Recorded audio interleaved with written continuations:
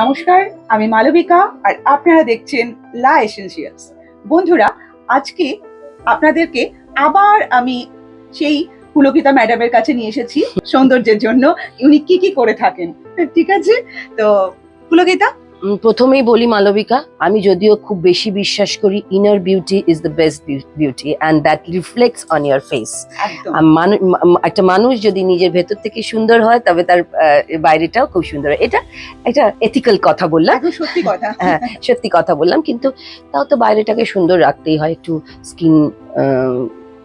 স্কিনের পরিচর্যা। তবে আমি না খুব বেশি পার্লার যাই না, আমি একটু নিজে নিজে, হ্যাঁ সময় কম, একদম সময় কম, তার মধ্যে একটু ফ্রুটস দিয়ে নিজের ফেস মাসাজ করা, একটু অয়েল মাসাজ করা, এগুলোতে খুব বেশি বিশ্বাস করি। যে হ্যাঁ, ওই খুব বেশি তোমার মানে আর্টিফিশিয়াল জিনিস দিয়ে যদি করে, সেটা প্রথম কথা হচ্ছে আমি খুব বেশি